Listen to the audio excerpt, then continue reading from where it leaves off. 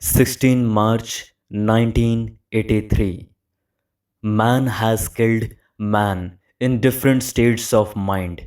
He has killed him for religious reasons, he has killed him for patriotic reasons, for peace, killed him through organized war.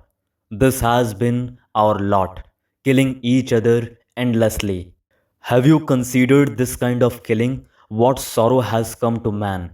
The immense sorrow of mankind, which has gone on through the ages, the tears, the agony, the brutality, the fear of it all.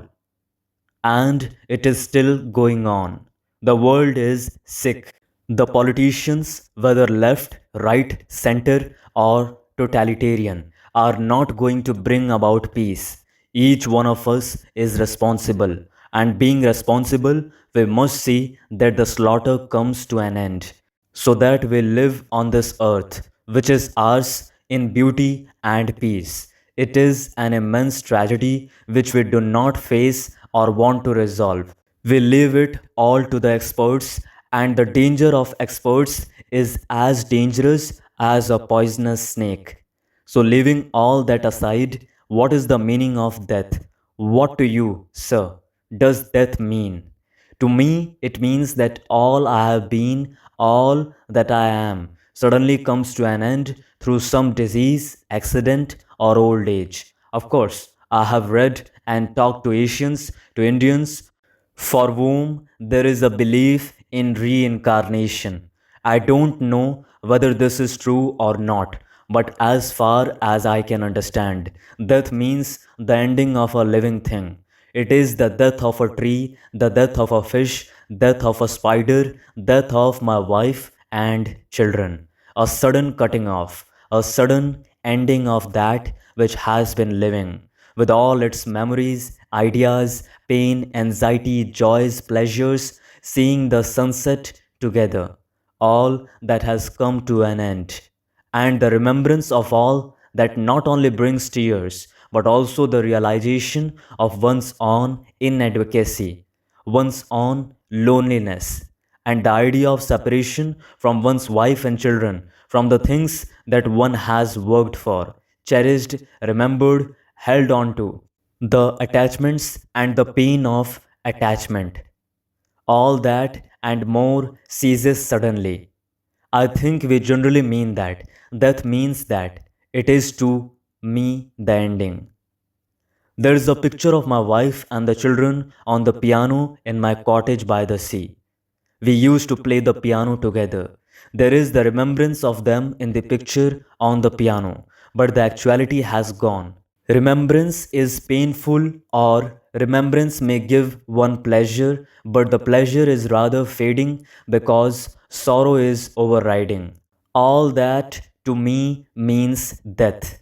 We had a very nice Persian cat, a very beautiful thing, and one morning it had gone. It was on the front porch. It must have eaten something. There it was, lifeless, meaningless. It will never purr again. That is death. The ending of a long life, or the ending of a newborn baby. I had a small new plant once which promised to grow into a healthy tree.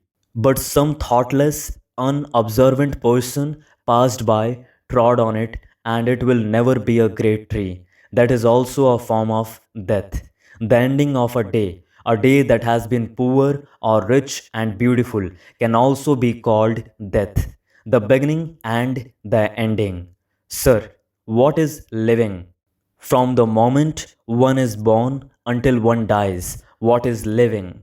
It is very important to understand the way we live, why we live this way after so many centuries. It is up to you, is it not, sir? If it is one constant struggle, conflict, pain, joy, pleasure, anxiety, loneliness, depression, and working,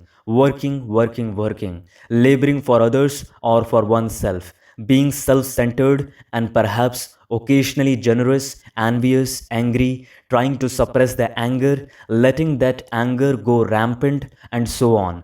This is what we call living. Tears, laughter, sorrow, and the worship of something that we have invented. Living with lies, illusions, and hatred, the weariness of it all, the boredom, the inanities. This is our life. Not only yours, but the life of all human beings on this earth, hoping to escape from it all. This process of worship, agony, fear has gone on from ancient days until now. Labor, strife, pain, uncertainty, confusion, and joy, and laughter.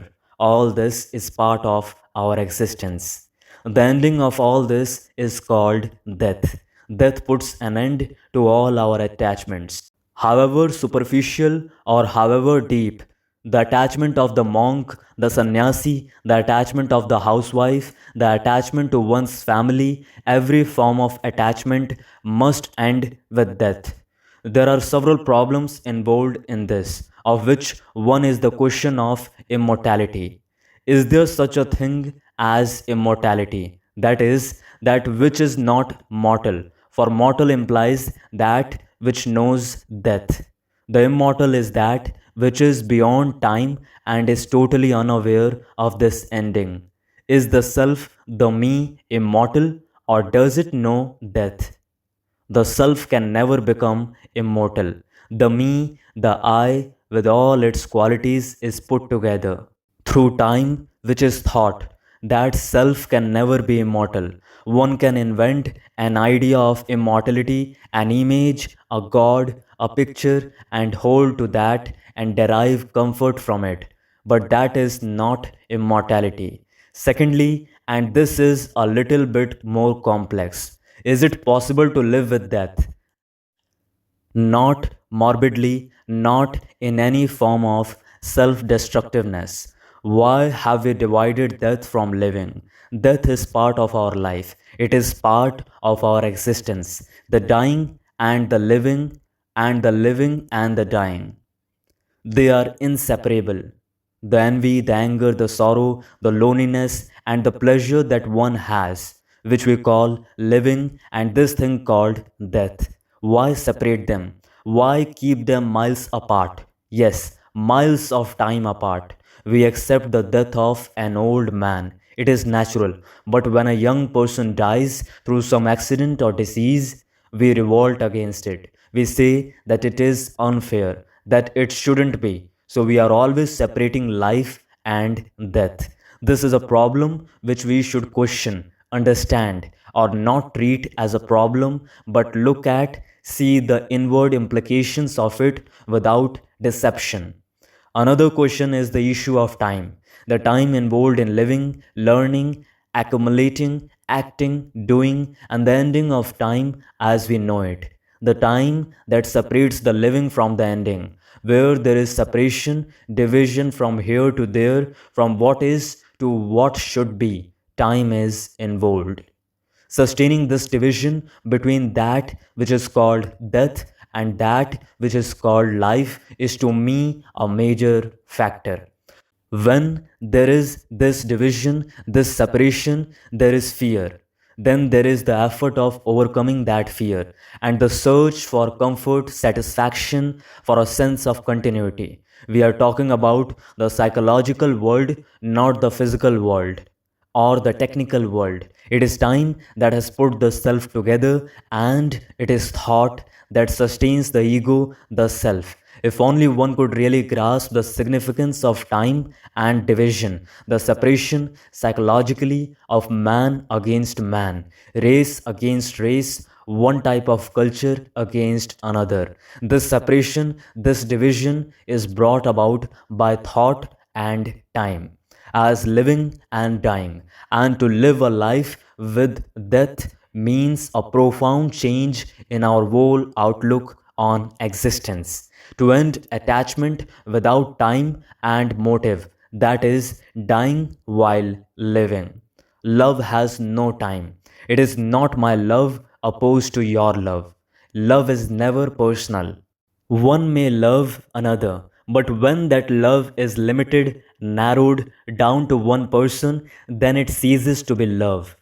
Where there really is love, there is no division of time, thought, and all the complexities of life, all the misery and confusion, the uncertainties, jealousies, anxieties. One has to give a great deal of attention to time and thought. not that one must live only in the present, which would be utterly meaningless. Time is the past, modified and continuing as the future.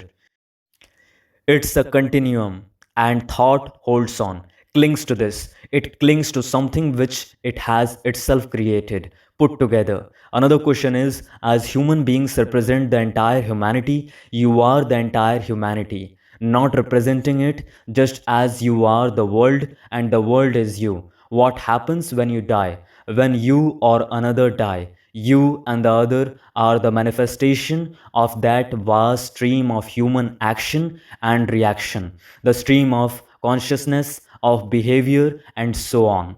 You are of that stream. That stream has conditioned the human mind, the human brain, and as long as we remain conditioned by greed, envy, fear, pleasure, joy, and all the rest of it, we are part of this stream. Your organism may end, but you are of that stream as you are, while living that stream itself. That stream changing, slow at times, fast at others, deep and shallow, narrowed by both sides of the bank, and breaking through the narrowness into a vast volume of water.